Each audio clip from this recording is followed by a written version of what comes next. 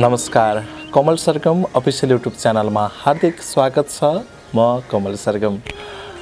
आज तपाईहरुको आग्रहलाई सार्थकतामा बदल्दै धेरै दर्शकहरूले चाहिँ नियमित रूपमा यो च्यानलबाट पनि केही अपडेट गर्नुस् न कमलजी भनेर कमेन्ट गर्नुभयो। मैले तपाईहरुको आग्रह स्वीकार्न पर्ने परिस्थिति पनि बनेको छ, कारण तपाईहरुको माया, साथ र समर्पणले यति बेला मलाई डोराएको छ। मैले केही दिन अगाडि कलाकारहरूको बायोग्राफीलाई चाहिँ यो अपडेटको एउटा माध्यम बनाउने कोसिस गर्छु भनेको थिएँ नि। त्यही कारणले पनि आज चाहिँ म अर्को निरन्तर कलाकारहरूको जानकारी या कलाकारहरूको जीवन कहानीलाई प्रस्तुत गर्ने कोसिस गर्छु। को कहाँ जन्मिए भन्ने धेरै उत्साह हुन्छ, कसरी प्रगतिको बाटोमा दौडिए कलाकारहरू भन्ने पनि उत्साह हुन्छ। उहाँहरूको मुखार बिन्दुबाट भन्दा पनि अलिकति फरक तरिकाले हामीले पनि उहाँहरूको व्याख्या विश्लेषण गरौँ न भन्ने चाहनालाई सार्थकतातिर ढाल्दै आज चाहिँ मैले लोकप्रिय गायक बद्री पङ्गेनीको जीवन कथा र उहाँको यात्राको विषयमा जानकारी दिनेछु। पहिलो श्रृङ्खला लोकप्रिय गायक राजु परियारबाट भएको थियो। दोस्रो श्रृङ्खला लोकप्रिय गायिका विष्णु माझीसँग केन्द्रित थियो। उक्त कार्यक्रम चाहिँ सिटिजन एफएमको चाहिँ दैनिक कार्यक्रम हाम्रो भाकाबाट हामीले प्रस्तुत गरिराखेका थियौँ।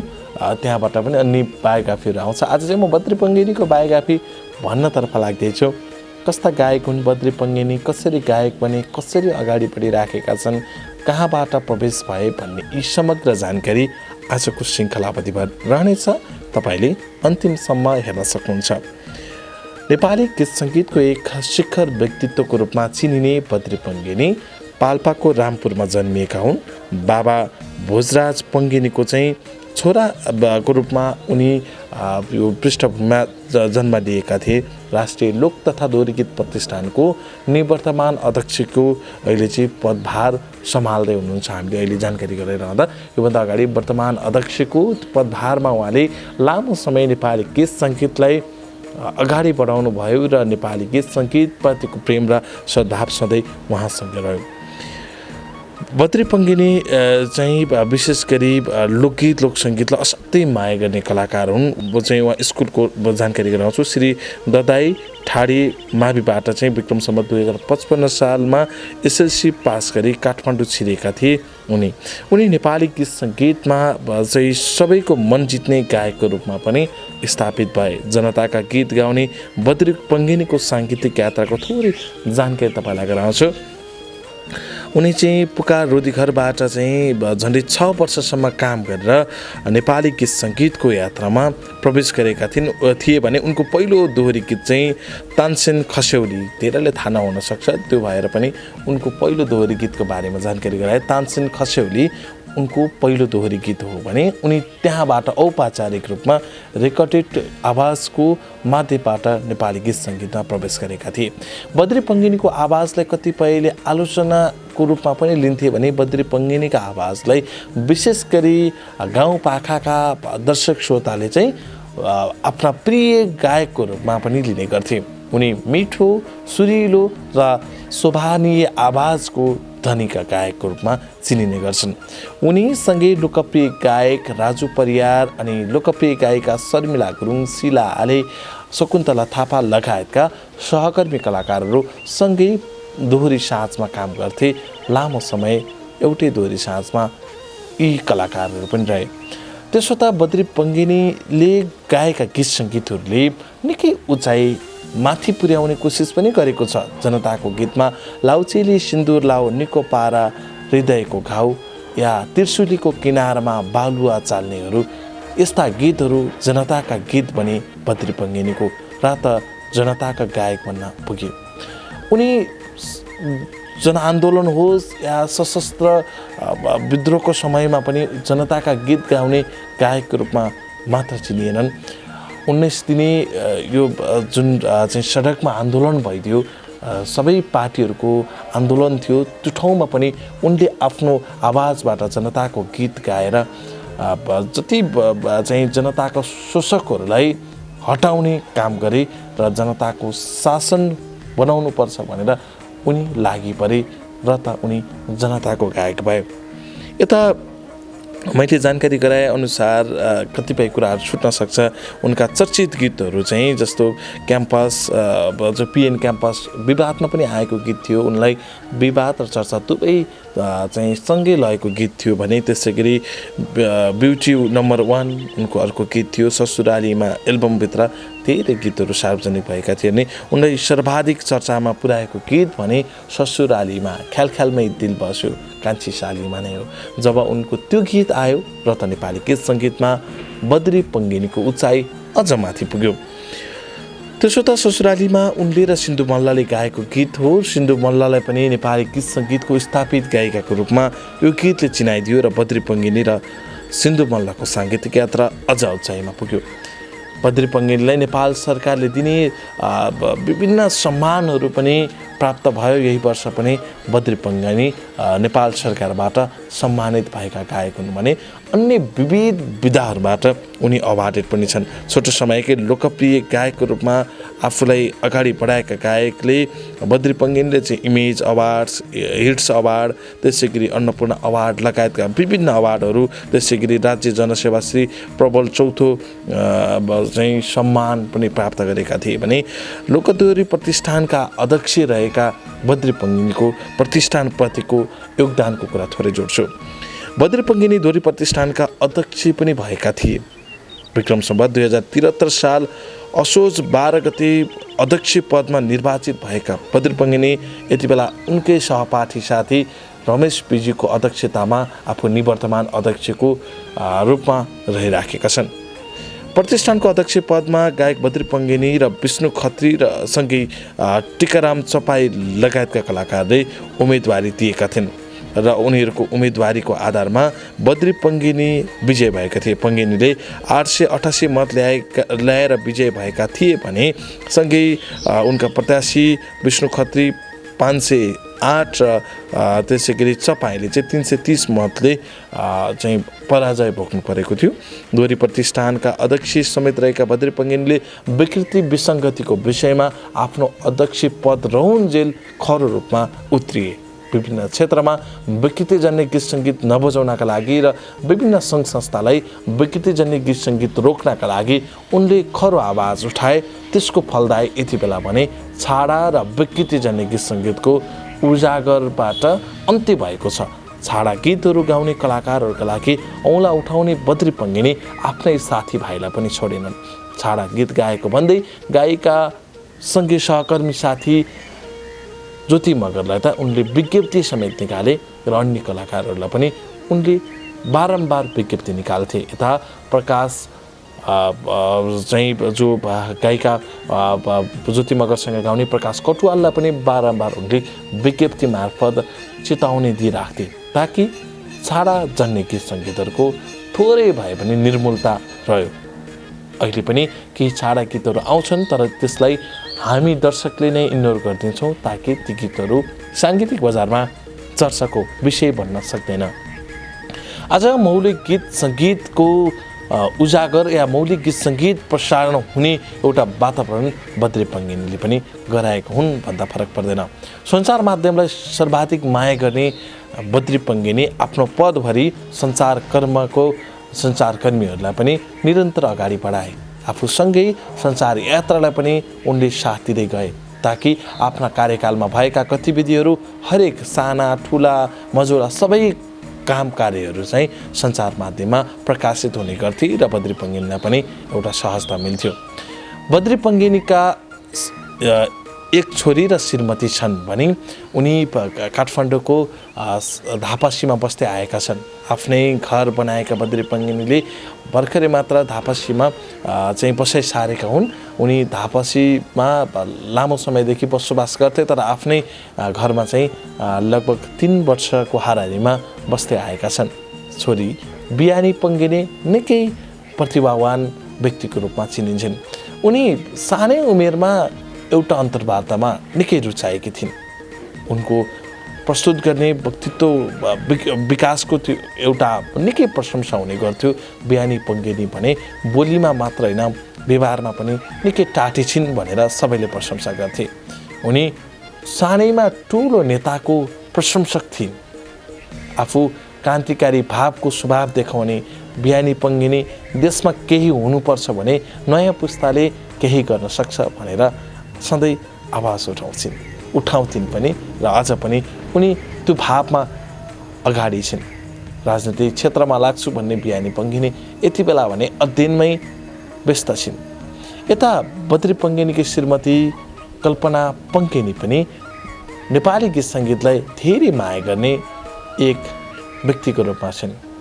बद्री पङ्गिनीका हरेक क्रियाकलापलाई उनले सार्थकता बनाउनका लागि निरन्तर दौडिराख्छिन्। सायद त्यस्ता श्रीमती हुन् ताकि बद्री पङ्गिनीलाई हरेक दुःख सुखमा साथ दिने कल्पना पङ्गिनी जस्तो धेरैले प्रशंसा गर्छन्। बद्री पङ्गिनी खाना बनाउन असाध्यै माहिर छन्। उनले पकाएको खाना खान धेरै कलाकारहरू उनको घरसम्म पुग्छन्। यतिसम्म कि बद्री पङ्गिनीले खाना पकाउँछन् भनेपछि या खाना खुवाउँछन् भनेपछि कलाकारहरू काम छोडेर पनि उनको घरमा पुग्छन्। कतिपय तस्बिरहरू पनि सार्वजनिक हुन्छ बद्री पङ्गिनीको घरमा खाना खान गएका, किनकि उनी मिठो मात्र बनाउँदैनन्, उनका खाना बनाउने शैली देखेर सबै चकित पर्छन्। छोरा मान्छेले खाना बनाउँदैनन् भन्नेहरूको लागि पनि उनले मुखमा ढुङ्गा हान्छन्। त्यति मात्रै होइन, बद्री पङ्गिनी आफूले खाएको थाल आफै माझ्ने एउटा कलाकारको रूपमा भएकै कारण पनि उनी अलि बढी चर्चामा आए। त्यो विषयमा उनी अध्यक्ष पदमा लड्दै गर्दाखेरि उनको एउटा तस्बिर निकै भाइरल भएको थियो। उनी खाना आफै पकाउने र आफै कतिपय होटलमा खाना खान गएका छन् भने होटलमा खाएको थाल पनि आफै माझ्ने गर्दाखेरि उनको त्यो कार्य चाहिँ निकै लोकप्रिय छ। ससुराली जाँदा पनि म आफ्नो थाल आफै माझ्छु भन्ने बद्री पङ्गिनी आफूले खाएको थाल आफै माझ्नुपर्छ भन्ने संस्कार बसाल्न लागि परेका कलाकार हुन् भने यो संस्कारसँग केन्द्रित हुनपर्छ भन्ने चाहिँ सबैलाई अनुरोध गर्छन्। आफूले खाने थाल अरूलाई माझ्न लगाउनुहुन्न भन्ने एउटा चाहिँ दृढ विश्वास र त्यो एउटा विरोधमा लागेका बद्री पङ्गिनी आज पनि सबैका मनका गायकको रूपमा छन्। बद्री पङ्गिनीले पछिल्लो समय गाएका गीतहरू पनि निकै चर्चित छन्। मैले बद्री पङ्गिनीका पछिल्लो एल्बम रातो पछ्यौरी तातो पछ्यौरी कान्छी ओए कान्छी लगायतका चर्चित गीतहरूले उनलाई शिखरमा पुर्याएको पछिल्लो एल्बमहरूको चर्चा गराए भने पछिल्लो केही समय अगाडि मात्र बजारमा आएको एउटा चेतनासँग जोडिएको गीत तिम्री छोरी नाम गरेको गीत हो। मेरी छोरी तिम्रो घरमा कति अड्छन् के थाहा छैन, तर छोरीको व्यवहार जसरी तपाईँले छोरीलाई व्यवहार गर्नुहुन्छ त्यो बुहारीलाई पनि गराउनुहोस् भन्ने चेतनासँग जातीयता विभेदसँग जोडिएको एउटा गीत पछिल्लो समय निकै चर्चामा आयो। र मेरी छोरी नाम गरेर बजारमा आएको गीत यति बेला सायद तपाईँ जो कोहीले पनि हेर्नुभएको छ, जुन गीतले बद्री पङ्गिनीलाई फेरि एकपटक बिउताउने कोसिस गर्यो, जो जनचेतना र जनताको गायक हुन् भन्ने एउटा प्रश्नलाई थप उचाइमा पुर्याइदियो र उक्त गीत यति बेला पनि समग्र दर्शकको मनमा छ। यता बद्री पङ्गिनीको व्यक्तिगत जीवनको मैले जानकारी गराउँदै गर्दाखेरि जुन श्रीमतीसँग जोडिएर श्रीमतीलाई परिकार बनाउन चाहिँ बद्री पङ्गिनी आफैले सिकाएका धेरै जानकारीहरू हुन्छ होइन। त्यति मात्र होइन, उनी आफै छँदा चाहिँ जस्तो आफै बनाएर खान्छन् भन्ने कुराहरू पनि धेरै चर्चामा आउँछ। जस्तो खानाको कुरा मैले अघि पनि जोडेँ र मासु चाहिँ उनी एकदम मिठो बनाउँछन् र उनी खानामा चाहिँ मासुको एकदम प्रेमी हुन्। मासु भनेपछि उनी मरेर खान्छन् भन्ने कुराहरू पनि छ होइन। जहाँ मासु पाक्छ त्यहाँ बद्री पङ्गिनी पुग्छन् भन्ने हल्ला पनि हुन्थ्यो कलाकारहरूको। त्यो हो या होइन थाहा छैन। बद्री पङ्गिनी एउटा गीतबाट चाहिँ अलिकति विवाद र चर्चा दुवै खेप्नु पर्यो। सही पनि एमाले मै पनि एमाले गीत उनले राजनीतिक जीवनसँग जोडिएर गायक हुन् भन्ने चर्चा हुने गर्छ। उनलाई एमाले विशेषतः केपी शर्मा ओली प्यानलका चाहिँ एक प्रशंसकको रूपमा पनि लिन्छन्।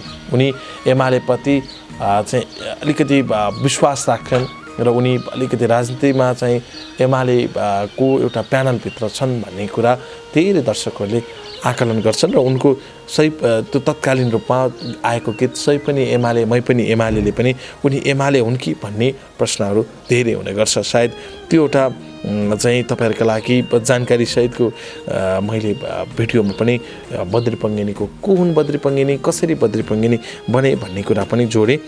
बद्री पङ्गेनी त्यसो त नेपाली गीत सङ्गीतलाई नजिकबाट अझै निहाल्न सक्ने कलाकारको रूपमा मात्र छैनन्, उनी आफूलाई जता जाँदा पनि अलिकति सेवाको भावमा जोडिने कलाकारको रूपमा पनि देखिन्छन्। उनी काहीँ कतै सेवा गर्नु पर्यो भने अगाडि तम्सिन्छन्।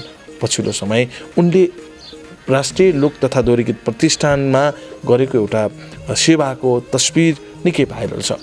उनी आफ्नो काँधमा 4 बोराभन्दा बढी चामलको भारी चाहिँ बोकेर कसैले राहत बाँड्न हिँडेका छन्। त्यो तस्बिर यति बेला सामाजिक सञ्जालमा निकै भाइरल छ।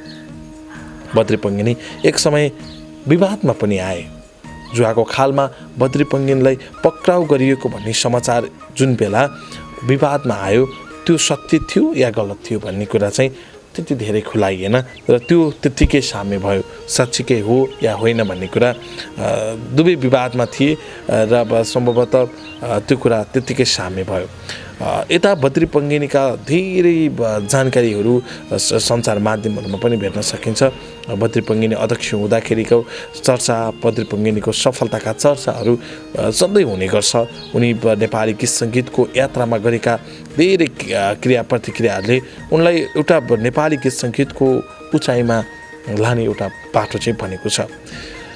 यता बद्री पङ्गेनीसँग जोडिएका कलाकारहरूको पनि निकै चर्चा हुने गर्छ। उनी अलिकति हक्की स्वभावका गायक बद्री पङ्गेनी हुन् भन्ने देखिन्छ भने उनी चञ्चले पनि गायक हुन्। उनलाई काहीँ कसैलाई अप्ठ्यारो पर्यो भने ठट्ट पुगेर अप्ठ्यारोलाई सहजतामा ढाल्ने गायक मात्र होइनन् कि उनी समस्यामा आफू परे पनि अरूलाई यो समस्या पर्यो है भनेर सुनाएर आफ्ना पीडाहरू बाहिर व्यक्त गर्ने कलाकार पनि हुन्। बद्री पङ्गेनी त्यसो त राष्ट्रिय लोक तथा दोहोरी गीत प्रतिष्ठान नेपालमा रहिरहँदा अधिकांश कलाकारहरूको सफलतामा उनी आवाज उठाइराखे। उनको कार्यकालमा धेरै कलाकारहरूले न्याय पाएका छन्।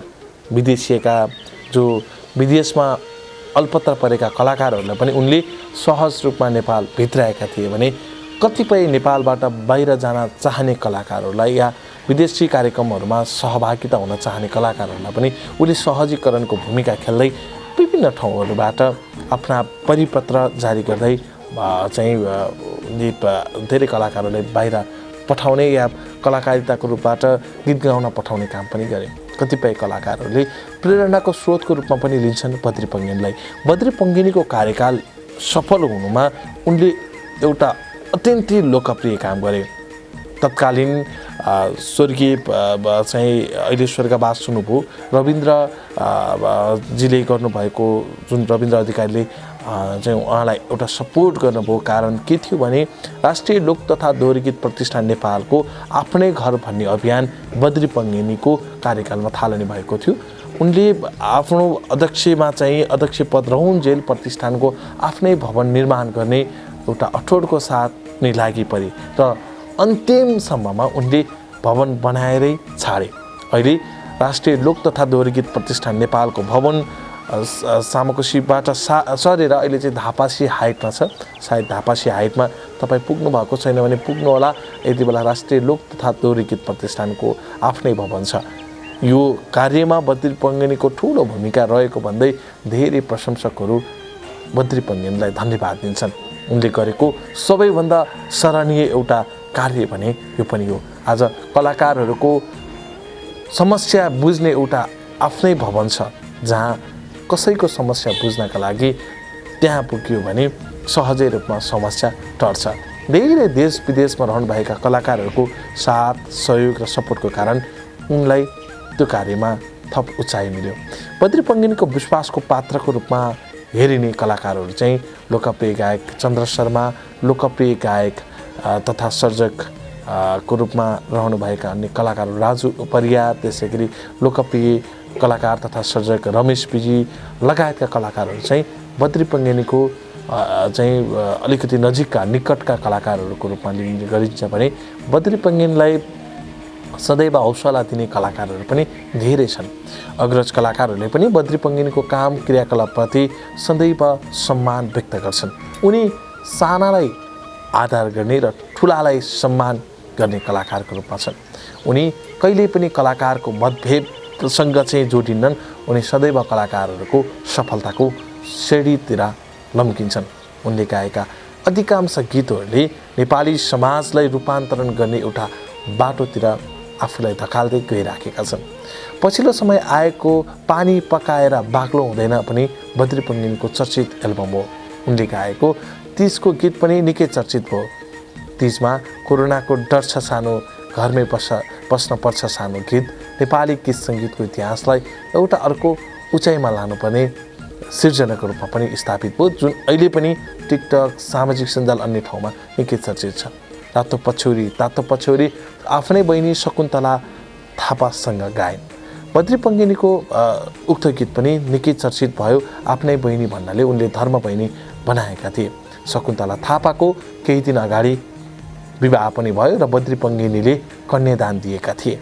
यता बद्री पङ्गिनीको बहिनी भृकुटी पङ्गिनी अमेरिकामा बस्दै आएकी छिन्। भृकुटी पङ्गिनी नेपाली सामाजिक काममा निकै क्रियाशील छिन्। उनी अमेरिकामा बसेर पनि नेपाली गीत सङ्गीतलाई निकै नजिकबाट निहाल्ने र विशेषतः दाइको काम क्रियाकलापप्रति निकै नजिकबाट चाहिँ साथ सपोर्ट गर्ने एक व्यक्तिको रूपमा छिन् भने बिहानी पङ्गिनीको पनि निकै नजिक बसेर बिहानीलाई सपोर्ट गर्ने अनि कल्पना पङ्गिनीको नजिक बसेर सपोर्ट गर्ने एउटा बहिनी पाएका बद्री पङ्गिनीले सदैव आफ्नो बहिनीको साथ सपोर्टलाई कहिले भुल्दैनन्।